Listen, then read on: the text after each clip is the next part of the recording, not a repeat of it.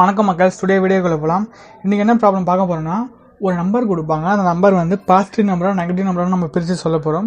இதுக்கு நிறைய டெக்னிக் வந்து ஆல்ரெடி கொஞ்சம் போய் தெரிஞ்சுக்கலாம். பட் நான் ஒரு ரெண்டு விதமான மெத்தட் வச்சுருக்கேன். ஸோ அதை வச்சு தான் இன்றைக்கி நான் டீச் பண்ண போகிறேன். ரெண்டு மெத்தட் பார்க்க போகிறோம். எதுக்கு இந்த மாதிரி ரொம்ப ஈஸியான ப்ராப்ளம்லாம் எடுக்கிறீங்க அப்படின்னு கேட்டிங்கன்னா, நீங்கள் ஒன்றும் அட்வான்ஸ் லெவல் ப்ரோக்ராமிங்லாம் போகும்போது இந்த மாதிரி டெக்னிக்லாம் உங்களுக்கு தேவைப்படும். பட் ஆனால் வந்து இந்த மாதிரி வந்து உங்களுக்கு உடனே வந்து பாசிட்டிவ் நம்பராக நெகட்டிவ் நம்பர்லாம் கேட்க மாட்டாங்க வெளிப்படையாக.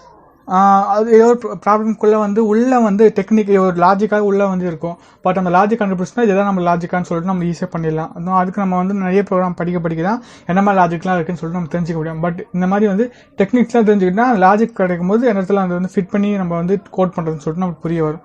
ஓகேங்களா? ஸோ இன்றைக்கி நம்ம கோடுக்குள்ளே போகலாம். ஸோ வழக்கம் போல நம்பர் நம்ம வாங்குவோம். ஸோ நம்ம ஈக்குவல் டிஜிட்டாக கன்வெர்ட் பண்ணிக்கிறேன். ஒரு இன்புட் வாங்குறேன். ஸோ இன்புட்டுக்குள்ளே என்ன பண்ணால் என்டர் த நம்பர்னு சொல்லிட்டு கொடுத்துட்டு அந்த நம்பர் நம்ம வாங்கணும். சரிங்களா? அந்த நம்பர் நம்ம வாங்கிக்கிறோம். நம்பர் வாங்கினதுக்கு அப்புறமா ஒன்றுமே வச்சு ஒரு இஃப் கண்டிஷன் மட்டும், இஃப் எல்ஸ் கண்டிஷன் மட்டும் எழுதினா போதும். அந்த நம்பர் வந்து 0வோட கம்மியாக இருக்கான்னு பார்க்குறோம். அந்த நம்பர் வந்து 0வோட கம்மியாக இருந்துச்சுன்னா உங்களுக்கே தெரியல. 0வோட அதிகமாக இருந்துச்சுன்னா அது வந்து ப்ளஸ் நம்பர், 0வோட கம்மியாக இருந்துச்சுன்னா அது வந்து நெகட்டிவ் நம்பர்னு சொல்லிட்டு, 0வோட கம்மியாக இருக்குன்னா அப்போ என்ன நம்பர் அது? அப்போ அது வந்து நெகட்டிவ் நம்பர். சரிங்களா? அப்போ என்ன சொல்லிடலாம், ஈஸியாக சொல்லிடலாம் அது ஒரு நெகட்டிவ் நம்பர் அப்படின்னு சொல்லிட்டு.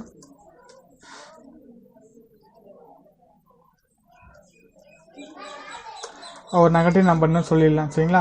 இதே வந்து நெகட்டிவ் நம்பர்னா ஸ்ட்ரெயிட்டாக எல்ஸில் போயிட்டு அதை வந்து என்ன நம்பர் சொல்லிடலாம், பாசிட்டிவ் நம்பர்னு சொல்லிடலாம்.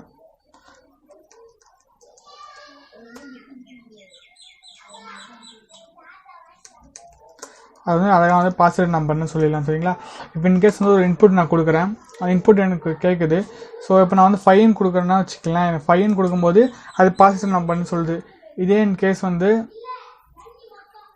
-4 கொடுக்குன்னா அப்போ வந்து நெகட்டிவ் நம்பர் கொடுக்குது. சரிங்களா? இது ஒரு மெத்தடு.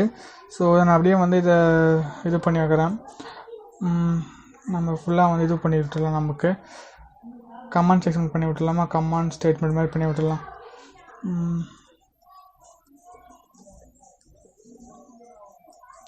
ஓகேவா? ஸோ இதெல்லாம் கமெண்ட் பண்ணியாச்சு.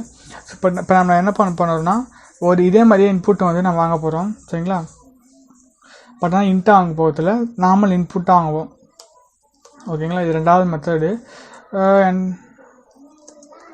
நம்பர்னு சொல்லிட்டு அதே மாதிரி நம்பர் வாங்கிப்போம். நம்பர் வாங்கிட்டு என்ன பண்ணோம்னா அதை வந்து என்ன பண்ணணும்னா லிஸ்ட்டாக கன்வெர்ட் பண்ணிவிடுவேன். சரிங்களா?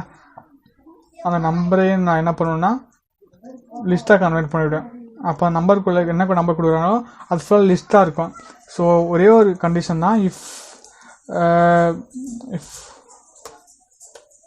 இந்த சிம்பிள் வந்து அந்த லிஸ்ட்டுக்குள்ளே இருக்கான்னு செக் பண்ணுவோம். அதாவது மைனஸ் சிம்பிள் வந்து, ஸோ அந்த லிஸ்ட்டுக்குள்ளே அந்த மைனஸ் சிம்பிள் இருந்துச்சுன்னா அப்போ என்ன பண்ணால் பிரிண்ட் வந்து நெகட்டிவ் நம்பர்னு சொல்லணும்.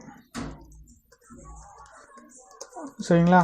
இன்கேஸ் அந்த நம்பர் வந்து அதில் இல்லை அப்படின்னா எல்ஸில் வந்து என்ன சொல்லலாம்னா பிரிண்ட் வந்து பாசிட்டிவ் நம்பர் சொல்லலாம். ஓகேங்களா? ஸோ இப்போ ரன் பண்ணி பார்க்கலாம். நமக்கு இன்புட் கேட்குது நம்பர்னு சொல்லிட்டு. இப்போ நான் 5 கொடுக்குறேன்னா அது வந்து பாசிட்டிவ் நம்பராக வந்துருச்சு.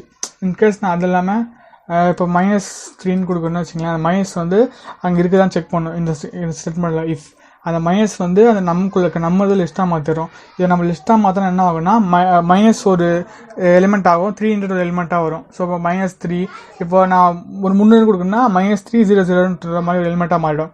எலிமெண்ட்டாக மாறும்போது அதுக்குள்ளே வந்து இந்த மைனஸ்ன்றது உள்ளே இருக்கான்னு மட்டும் செக் பண்ணணும். அந்த கேரக்டர் உள்ளே இருந்துச்சுன்னா லிஸ்ட்டுக்குள்ளே அப்போ தான் நெகட்டிவ் நம்பர்னு சொல்லிடும். அப்படி இல்லைனா இது வந்து பாசிட்டிவ் நம்பர்னு நம்மளுக்கு சொல்லிவிடும். சரிங்களா? இதுதான் இன்றைக்கான ப்ரோக்ராம். ஸோ உங்களுக்கு எல்லாரும் புரிஞ்சிருக்குன்னு நினைக்கிறேன். இன்றைக்கான ப்ரோக்ராம் இதுதான். ஸோ தேங்க்ஸ் ஃபார் வாட்சிங்.